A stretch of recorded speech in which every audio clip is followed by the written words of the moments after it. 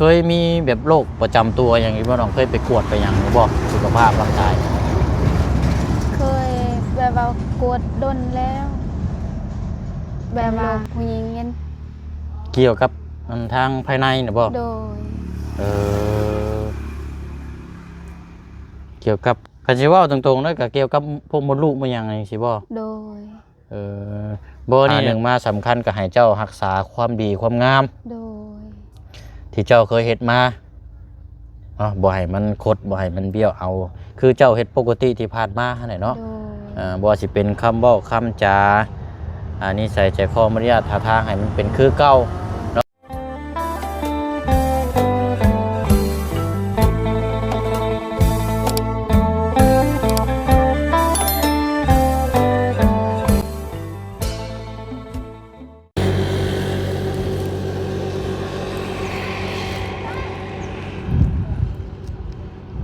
มากล้วยกันเนาะสุกน้ำเปื่อยน้ำเหี่ยวน้ำพี่น้องเอ้ยเพราะว่าอากาศมันแดดร้อนเอาแห้งกล้วยก็จนว่าหมาดจนว่าเหี่ยวเนาะอยู่ข้างริมทางพี่น้องเอ้ยเอาอะไรพี่น้องเนาะเปิดภาพมุมกล้องมาพบมาเจอกันอีกคือเก่าคือเดิมเด้อพี่น้องเนาะเวลาเที่ยงพักกินข้าวกินน้ำหรือว่าพักเบียกงานเนาะพี่น้องเนาะเอากะหากะมาแต่หาทั้งอาเจืองแล้วก็ทั้งน้องห้างเนาะติดตามเรื่องไทยนาดินเกี่ยวกับจะเริ่มดำเนินการปลูกมันเราพี่น้องเนาะเอากันไหนก็ติดตามถือว่าเป็นอีกเคสหนึ่งเนาะพี่น้องเนาะที่เขากำลังจะเริ่มเนาะแต่ว่ามื้อนี้มาต่อกันอยู่เคสของทางน้องหลอกแค่ก่อนเนาะพี่น้องเนาะมาติดตามเบิ่งน้ำกันอีกเนาะตั้งแต่เอาติดตามเริ่มน้ำกันมื้อแรกเนาะมีพี่น้อง FC ก็ให้ความสนใจหลายเนาะพี่น้องเนาะน่าจะประมาณ5มื้อนี้ที่บ่เชียงได้ติดตามเคสของทางน้องเพิ่นเนาะพี่น้องเนาะเพราะว่าน้องเพิ่นนี่เป็นคนขยันและก็มารยาทการเว้าการจาแล้วก็หนึ่งมาสำคัญที่สุดก็คือบ่เชียงมักชื่นชอบและก็ทั้งพี่น้องให้ความสนใจก็คือเป็นคนกตัญญูและก็พึ่งพาในครอบครัวได้นะพี่น้องเนาะเอาแหละพี่น้องวันนี้ก็มาติดตามเบิ่งน้ำกันเนาะพี่น้องเนาะเอาทักทายสบายดีและสวัสดีพ่อแม่พี่น้องเบิดสุขุสุคนเด้อพี่น้องเนาะพบเจอกันอีกคือเก่าคือเดิมพี่น้องเนาะเพิ่มเติมเนี่ยก็นี่แหละพี่น้องเนาะได้ล่มเนาะหรือว่าคันจอกน้อยพอได้กั้งแดดเนาะแดดมันร้อนเอาแห้งผู้ทางเจ้าเฮ็ดทางกับห้อนแห้งเลยพี่น้อยเนาะเอาเมื่อวานนี้ก็ติดตามปั๊มก้นอันไหนยังก็พากันสุ่มกกหมากตะกบลงเรียบร้อยเลยมาเมื่อนี้ก็โอ้เดือดแต่งามาเมื่อนี้เนาะเด็ดฮ้อนเอาดีดอกไอ้เนาะเอาละพี่น้อยไปติดตามเบิ่งน้ำกันเนาะ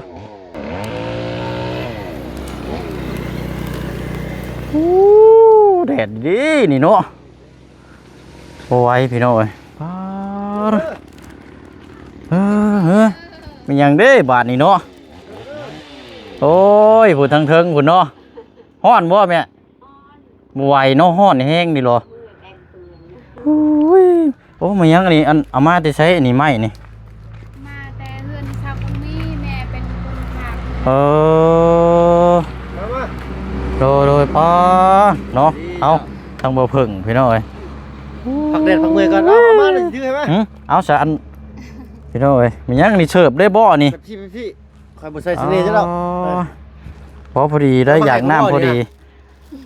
มีอยู่3กล้องเนาะจะว่าแม่นเราบ่จักซะเอาให้น้องเพิ่นด้วยก็ได้บ่เพิ่งซื้อมาฝากน้องเพิ่นโดยแลบตะซอยเนาะอันนี้โอ้บ่ได้ตัวนี้นี่ข่อยคิดว่าเจ้าเนมเห็นข่อยหน้าแหล่ซื้อคันจ้องให้กันแดดเว้นดิเฮ้ยว่ารายการคันบ้านเฮานี่คันว่าเอาแก้วยืนนี่ยุกได้นี่บ่ได้พิษได้ต้องชนแก้วได้อ้าวเน่นบ่เอามาเด้แต่งโอ้มีเสียงอีกบ่เอาเอฟเฟกต์แล้วบ่เอาขออนุญาตได้พี่น้องเนาะมันแดดร้อนเอาแห้ง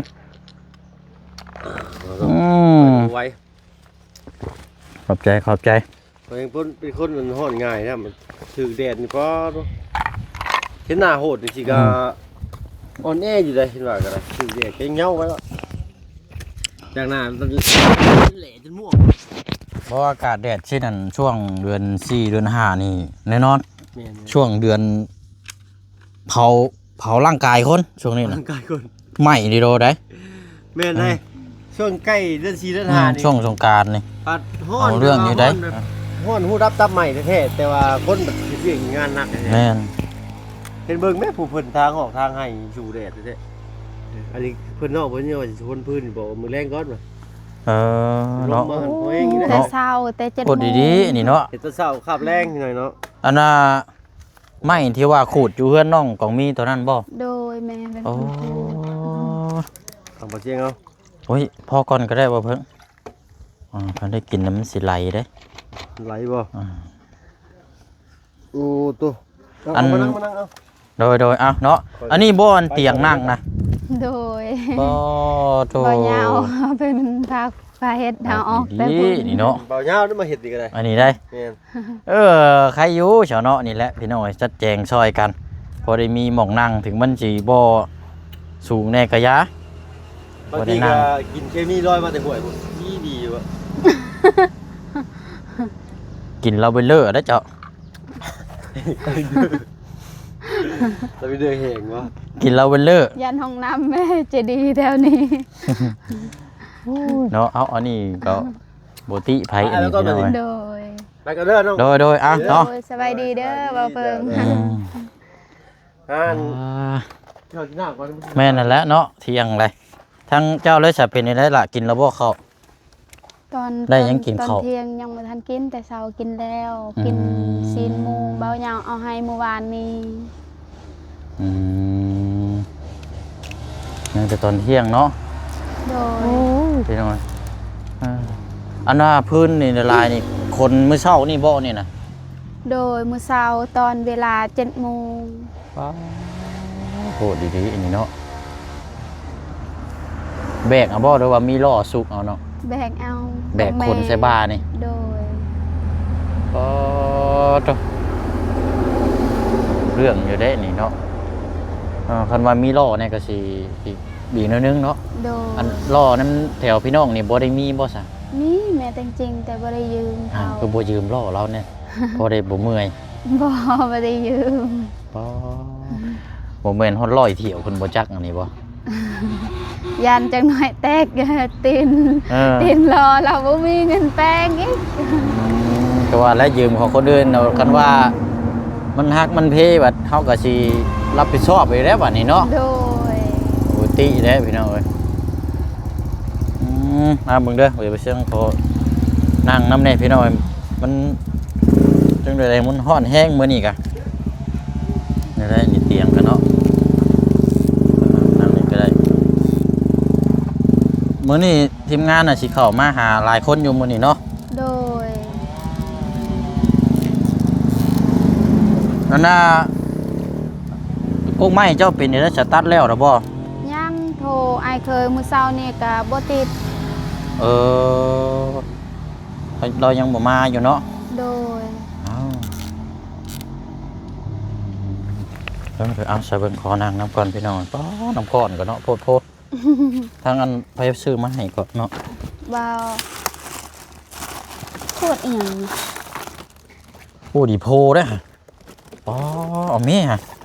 มันเท่เด้อฮะ ให้กิน เฮ้ยอ้ายบ่กินดีโพนี่มันกินมันแห้งอันนี้น่ะ บ่เคยกิน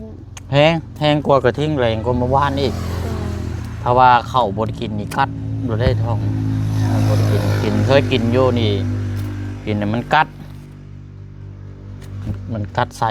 โดย แต่ว่าก็มันแล้วแต่คนนะว่าบางคนก็มักนะโอ้มันสูตรเดียวบ่เอาน้ำก้อนนะแช่ไว้บ่ได้มีโพมบ่กระถางโพม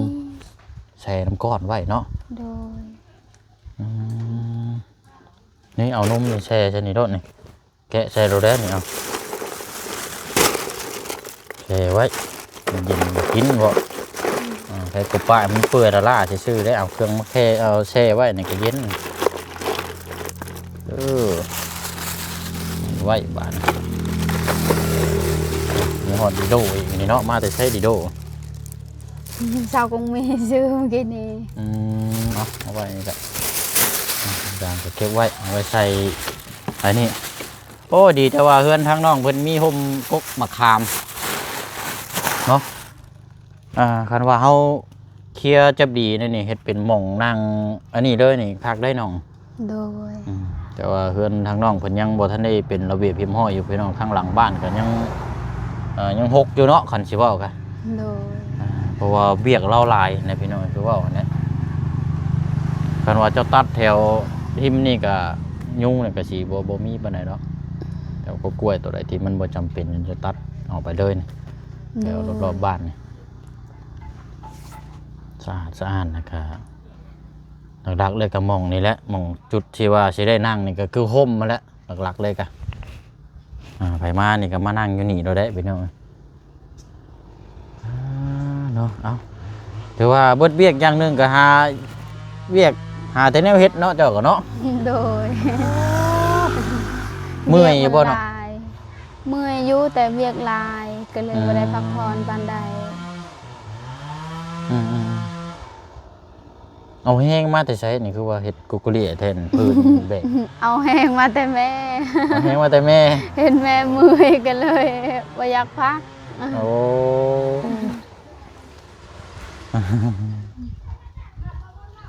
นั่นแหละสาวพี่น้องเนาะกันสิว่าก็เอากำลังใจจากแม่นะเนาะ โดยกำลังใจจากแม่ เวลาเมื่อยนี่ก็คือเห็นหน้าแม่แล้วก็แม่นเฮ็ดเวียกเต็มที่เนาะ โดย แต่ว่าเว้าถึงเฮ็ดเวียกตลอดเช่นนี่ทั้งน้องนี่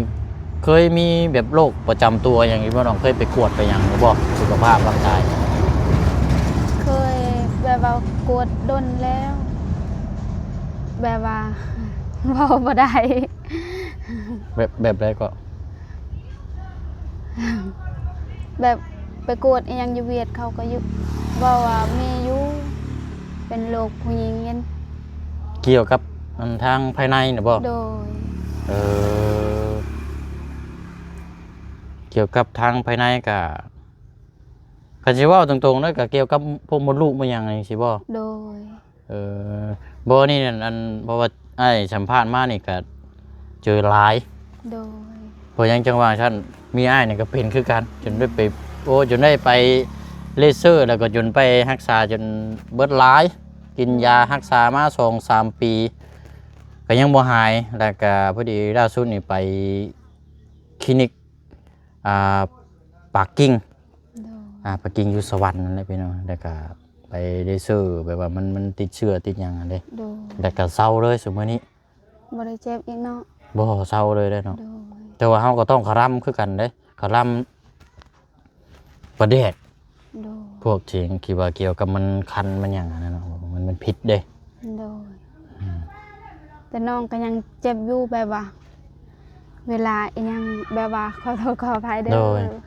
แบบว่าฮอดประจำเดือนอีหยังก็เจ็บแฮง คล้ายๆว่ามดลูกเฮามันก็บ่ค่อยดีเนาะ โดย บ่ค่อยดีก็หนึ่งมาก็แม่นตัวนี้ละสำคัญ เกี่ยวกับเฮ็ดเวียก โดย เพราะว่ามันยิ่งนี่มีมดลูกเด้ถ้าว่าเฮ็ดเวียกหนักนี่อันนี้ง่ายก็บ่ได้ว่าเจาะจงน่ะแต่ว่าในความรู้ก็คือถ้าสิเว้าก็เว้าตรงๆด้วยผู้หญิงเนี่ยมดลูกแล้วมันย่อนเด้ โดย เฮ็ดเวียกหนักคือเจ้าเฮ็ดพื้นนี่อย่างชีวิตหนักเช่นนี้มดลูกย้อนนี่โอ้เป็นหนักเด้มันเป็นยากมานี่รักษานี่ยากว่าสิเศร้าสิหายนี่คือว่าในเรื่องบ่ได้เนาะ ย้ แต่ว่าถึงกันว่าเฮาเฮ็ดเวียกหนักได้ก็แต่ว่าก็บ่เฮ็ดเกินหั่นน่ะเนาะ โดย บ่คือผู้ชายได้ผู้ชายมันบ่ได้มีมดลูกเด้ผู้หญิง บ่ได้เฮ็ดเวียกก็บ่ได้อีก เออ บ่มีไฟ แม่ ซ น อย ก็บ่ติเนาะ โดยบ่ติ เกี่ยวกับฮอร์โมนภายในของทางร่างกายเนาะ โดยว่าสิไปกวดอยู่แต่ว่าบ่มีเงิน ตัวนี้ก็ยังเป็นอยู่บ่เนาะ โดยเป็น โดยอันเว้าขอโทษนำได้ว่า อันน่ะเกี่ยวกับเป็นแบบลงข่าวบ่หรือว่าเป็นแบบใด โด เนี่ย ยเป็นลงข่าว อืมลงข่าวนี่ก็ผู้หญิงนี่เกือบทุกคน โดย บ่ได้ว่าไปนี่บ่ได้รอดเลยทุกคนเลย แต่ว่าสีซ่าหรือเร็วเท่านั้น โดย ลงข่าวนี่อ่าเรื่องเครื่องคลั่มเนี่ยกินนี่ก็เป็นพวกหมังหุง โดย หมังหุงมันเป็นยางเลยตรงนี้เขาไม่กินหมังหุงปลาแดกพวกลงข่าวนี่ของเขาวดำแต่ว่าเขาวดำได้มันก็เซาแต่ว่าเจ้าบ่ได้มียายังกินบ่ซะเนาะ บ่ โอ้เนี่ยว่ามียาสตีเกี่ยวกับรักษาเกี่ยวกับมดลูกมันหยังบ่มีเนาะ บ่แล้วไปโกดแต่พุ่นแล้วก็บ่ได้ซื้อยาอิหยังเลยโหแล้วก็มื้อ เพราะว่าอันยากระเจ้าทางออนไลน์กระเจ้าโฆษณาซุมื้อนี้ก็แบบหางไหม้มาต้มแช่แล้วก็กินก็เซาหลายเด้ โดย แบบเป็นซองจุ่มใส่แก้วแบบสิแล้วก็กินแบบคือทรงกาแฟนะ โดย แบบมันก็หลายเศร้าหลายพวกนี้นะแต่ว่าบ่ได้กินเนาะ บ่ เฮาบ่ได้ไปหาหมอก็ได้แต่ว่าเฮาซื้อเฮากินเป็นพวกยาแบบสำเร็จรูปนะมาส่งก็กินตัวนี้ก็รักษานั่นก็เศร้าได้บางคน โดย บ่เป็นนี่ก็บ่ติเนาะทรมานเนาะ โดยทรมาน ทรมานน่ะก็มันเป็นแบบคล้ายๆคันสิเว้าเนี่ยบ่ดีก็แบบรำคาญนั่นแหละเนาะ โดย มันมึนมัดนั่นแหละพี่น้องเอ้ยแล้วเพราะว่ายังบ่เชิงเข้าใจนะเพราะว่าเฮามีครอบครัวแล้วเฮาสังเกตเห็นได้ เพราะว่าอยู่ในครอบครัวได้เห็น มันเห็นเบิดทุกขั้นตอนนะคันสิว่า โด ก็ ย อ้ายได้กล้าเว้าเพราะมันลำบากแฮงผู้หญิงนี่แต่ว่าเฮ็ดเวียกหนักนี่แหละนี่มันมดลูกเกี่ยวกับมันต่ำไม่ใช่นี่โอ้ยเจ็บได้น้องเอ้ย เวลามันเป็นเนี่ยก็เจ็บแห้ง อ่า มันบิดแห้งทอง โอ้ จนให้ จนให้จนนั่งก็หม่องพอแล้วเนาะ โดย เพราะว่าเป็น เฮ็ นี่ ด ต้อง เวียกก็บ่ได้เวลามันเจ็บ อ่าแต่ว่าแบบประจำเดือนยังมานี่ปกติอยู่บ่เดือนต่อเดือนบ่ โดยปกติอยู่แต่ว่ามันเจ็บ แต่มันเจ็บเนาะ โดย คล้ายๆว่ามันยังบ่คล้ายๆว่าประจำเดือนบ่ปกติเนาะ โดย ว่าไปอืมคันว่ามียาก็กินยารักษาเป็นปัวไปน้ำเนาะ โดย เจ้าว่าเป็นคนที่เฮ็ดเวียกหนักซ้ำวะนี่โอ้ถ้าเป็นอย่างหนักมานี่ป้อลำบากแห้งได้นี่เพราะว่าทั้งคือแม่น้องเปียวอยู่บ้านนี่ก็โอ้ด2-3 ปี โดย รักษามานี่ตอนเห็นเวียกอยู่ไทยฝั่งไทยเพิ่นก็กินยาเกี่ยวกับรักษามดลูกนี่แหละ โดย กินหลายบัดนี้เขาว่าอยากให้เศร้ากินหลายบัดนี้ยาน่ะไปทำลายเซลล์มดลูก โดย เซลล์มดลูกเลยกลายเป็นแบบว่า มันเชื่อมโยงมาแบบมันขึ้นมาทางเส้นผมไปได้เนาะ โดย ผมร่น โดย ผมร่นแล้วก็เป็นไทรอยด์อีกบาดนี้แม่น้องเปลวนะแปลว่าเขากินยาเนี่ยมันสะสมมันพ่วงกันมาพี่โอ้หลายอย่างในแนว2-3 ปี คือว่ามันเกี่ยวแบบว่าเวลาเฮ็ดเวียกอีหยังแค่หนักนี่เวลามือที่มันเป็นน่ะมันสิขึ้นสมองแล้วมันเจ็บบ่นี่หรือมันเป็นน้ำมดลูกอีหยังบ่ หมดลูกอะไรเนาะมัน โดย มันเจ็บอยู่แล้วพวกนี้นะ มือที่มันเป็นแล้วมันขึ้นบ่นี่แห้ง มันชี้แย่ขึ้นมองขมับไหนบ่ โดย มองขมับแบบแค่ว่า คือมันมองเขาคิดเนาะกันใช่ป่ะ โอ้ เขาคิดยังใช่ได้พี่น้องมันแย่ขึ้นนี่โอ้ยเนาะคือเวลาเจ้าแบกไม้แบกพื้นใช่ก็เจ็บอยู่บ่ บ่บ่ได้เจ็บอยู่ปกติแบบ ปกติเนาะ โดย แต่ว่า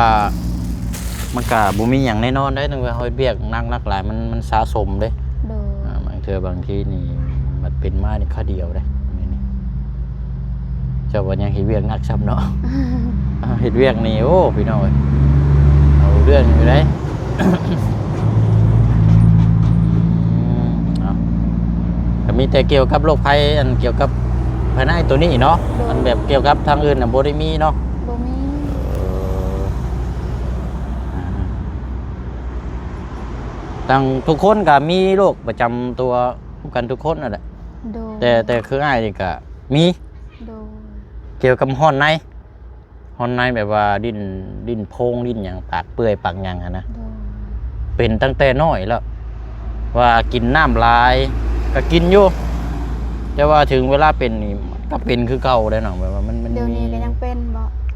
เป็นคือเก่า โดย แต่ว่าประมาณอาทิตย์หนึงแล้วก็เศร้าแล้วก็เป็นอีกอันนั้นเนาะแค่ว่าไอ้บ่ฮู้นะมันเป็นตลอดอาจจะว่าเวลาถ่ายคลิปจังซี่ก็เวลาไปสัมภาษณ์เวลาเว้าจังซี่นี่เว้าผิดเว้าถูกเพราะมันเจ็บเด้ โด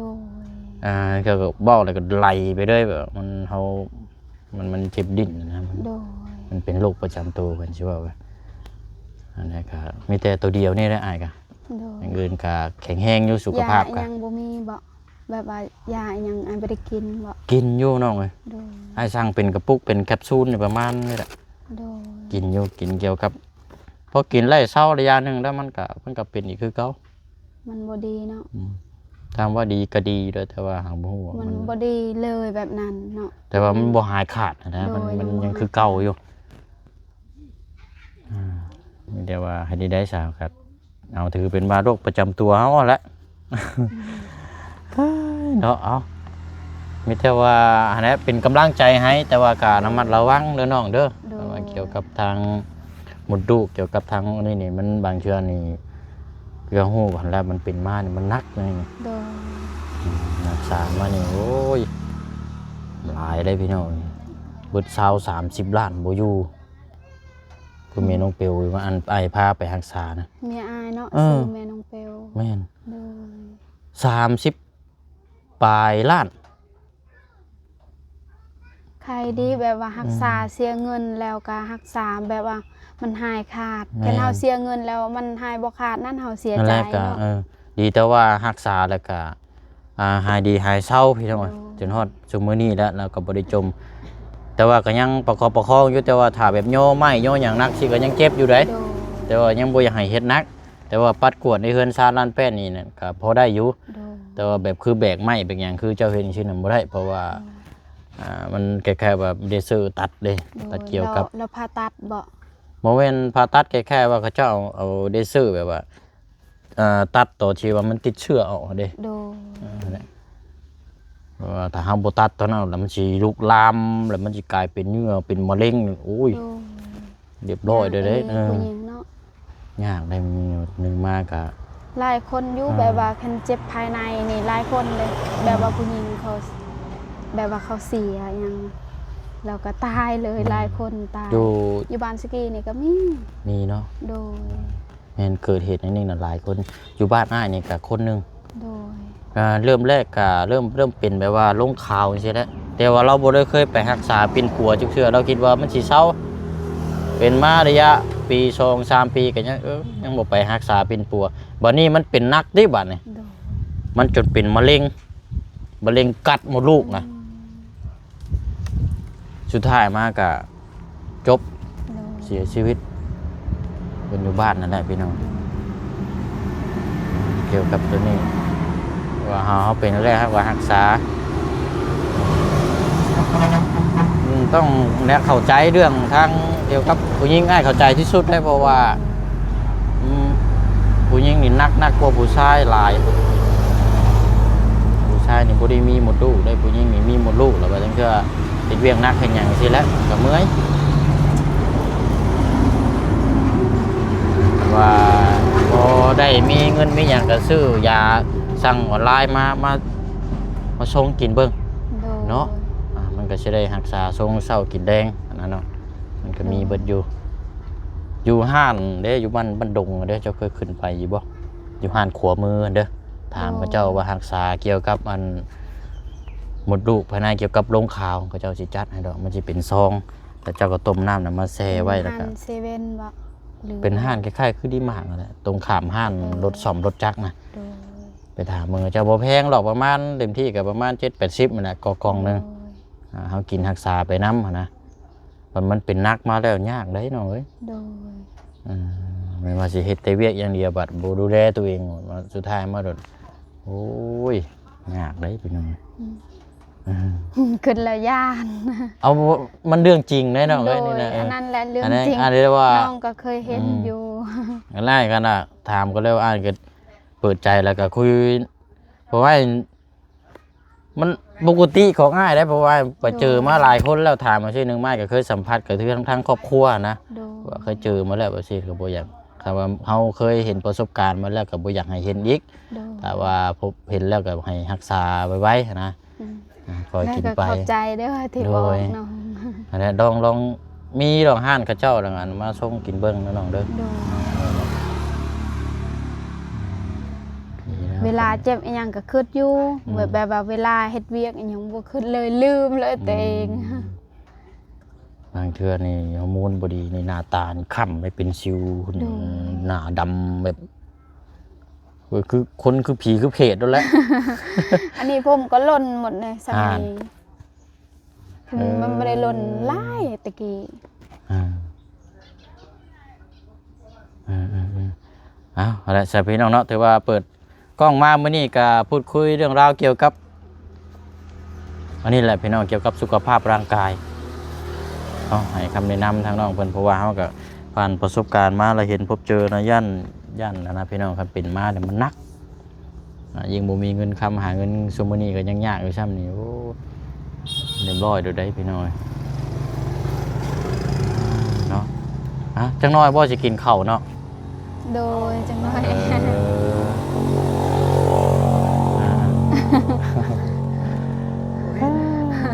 เอาสนอมีแต่ว่าหาเดี๋ยวให้ทางน้องดอกแค่พี่น้องหากินข้าวกินน้ำเนาะ โดย ว่าทีมงานกับเขามาเยี่ยมมายามช่วงนี้ก็โอ้ยเนาะขอบมุกขอบใจทางทีมงานเฮาหลายๆพี่น้องที่ผลักดันทางน้องเพิ่นเนาะก็อยากให้น้องเพิ่นประสบความสำเร็จอย่างใดอย่างหนึ่งก็ดีใจพี่น้องเนาะเพราะว่าเนื่องมากับน้องเพิ่นเป็นคนขยันเนี่ยหลักก็คือบ่เชิงว่าเนี่ยกตัญญูดูแลผู้มีพระคุณหรือว่าพระในบ้านนั่นแหละพี่น้องพ่อแม่เนาะสำคัญที่สุดอันนั้นก็อยากให้น้องเพิ่นได้รับโอกาสดีๆจากทางพี่น้อง FC เฮานำเนาะเพราะนั้นก็ทีมงานเฮาก็มาผลักดันซอยกันเนาะพี่น้องเนาะผมขอบใจละลายผู้เชี่ยวชาญก็ติดตามตั้งแต่มามื้อแรกพุ่นน่ะตั้งแต่ไปหายน้ำพุ่นน่ะก็พ่วงมาทางน้องเพิ่นนี่ก็โอเคนะพี่น้องให้ความสนใจก็ได้อันนั้นจะติดตามเบิ่งนํกันเรื่อยๆเนาะจังได๋ก็อันนั้นเด้อน้องเด้อหนึ่งมาสำคัญก็ให้เจ้ารักษาความดีความงามโดย ที่เจ้าเคยเฮ็ดมาบ่ให้มันคดบ่ให้มันเบี้ยวเอาคือเจ้าเฮ็ดปกติที่ผ่านมาหั่นแหละเนาะบ่สิเป็นคำเว้าคำจานิสัยใจคอมารยาทท่าทางให้มันเป็นคือเก่าเนาะอันนี้มันจะเป็นผลที่ตอบแทนกับหาเจ้าเองเนาะเชื่อว่าความดีนั่นจังใดมื้อใดมื้อหนึงมันก็เดี๋ยวก็ได้เนาะสร้างสะสมไปเรื่อยๆเป็นหยังจังว่าซั่นอันนี้ก็นึงมาไปพบเจอเจ้าบังเอิญอยู่ฮัดมื้อนั้นก็ติดตามมาแล้วนี่ก็ได้ความบังเอิญคันสิว่าก็ถ้าเฮาเชื่อทางบุญวาสนาก็เคยอันนี้กันนั่นแหละเนาะเคยอาจจะแบบมีสิทธิ์มีหยังอะไรพี่น้องเคยมาพบมาคุยกันเลยมาติดตามเบิ่งนํกันนั่นแหละ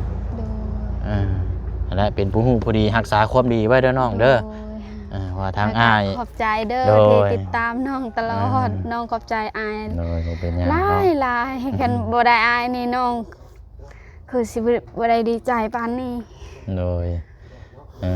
เอาแหละพี่น้องไอ้การักษาความดีความงามไว้เด้อน้องเด้อเพราะว่าหนึ่งมานี่คนที่สิเข้าหาเฮานี่คนดีๆเข้ามานี่มันโอกาสมันยากเนาะไอ้กายินดีนำเนาะ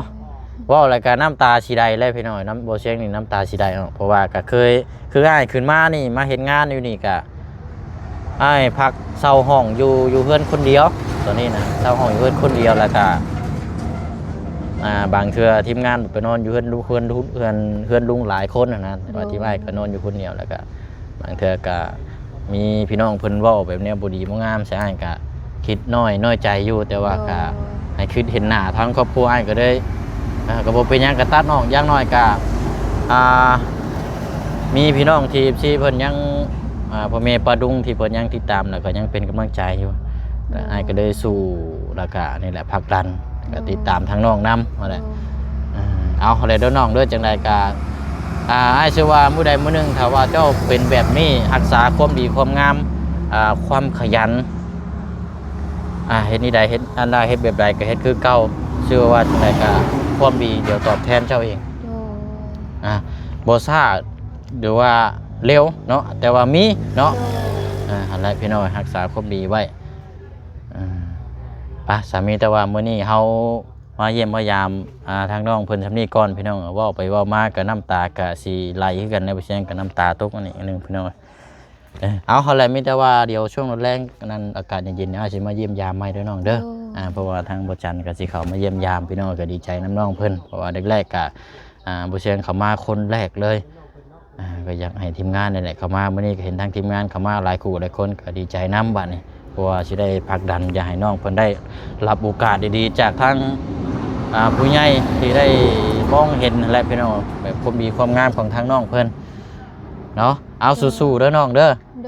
เอาลาก่อนเนาะเฮาเนาะโดยสวัสดี โดยพี่น้องเอ้ยเดี๋ยวจังอันนี้จังว่าจังคุยน้ำกันอีกทีนึงโดยไปพี่น้องเนาะโอ้ยเนาะอากาศบัดฮ้อนนั่งไปนั่งมานั่งว่าคุยบนน้ำตาบนไหลน้ำกันบาดเลยทราบให้เบิดชองเลยข่อยทราบบ่แม่นเหือได้ให้ดิโดได้เห็นน้องเพิ่นน้ำตาไหลรถพี่น้องเลย โอ้ยก็เดี๋ยวเขาไม่ได้เป็นอยู่นี่ได้ เอาเด้อน้องเด้อสู้เด้อเดี๋ยวมาเยี่ยมยามใหม่โดยและทั้งประจันพี่น้อยเนาะโดยเดินทางกลับบ้านก่อนเพราะว่าที่ได้ว่าสิกลับรถทั้งแม่น้องเปียวว่าให้สิ้นเดือนก่อนก็ได้ดันอีกก้อนเด้อว่าฉันดันคลิปอีกก้อนเพราะว่าสิ้นเดือนแล้วนะเพราะว่าเดือนหน้าเขาอาจจะได้หยุดยาวเป็นแล้วเดือนหน้ามีงานได้พี่น้องไงเนาะบุญระวังไฟเนาะบุญบังไฟแล้วก็ต่อสงกรานต์ส่งสงกรานต์เลยประมาณเริ่มตั้งแต่10แล้วก็ยิ่งยาวว่าสงกรานต์อาจจะได้หยุดยาวนะพี่น้องยันได้เผื่อขึ้นมาให้เวกงานได้ยิ่งยาวก็ได้ว่าเดือนนี้อยากอยู่ก่อนดันก่อนเนาะอยากอยู่ก็อยากอยู่แต่ว่าดีทางบ่บุญเพิ่นอยากได้รถเพิ่นว่าเยี่ยมทางพ่อเพิ่นอื่นเนาะในวันจันทร์ก็สิกลับมาเอารถวันจันทร์ขึ้นมาบัดนี้พอดีแล้วจะขึ้นมาแล้วก็จังสิ้นเดือนจังอันนี้เนาะสิ้นเดือนจังเมื่อบัดนี้โดยดันน้ำกันก่อนเนาะ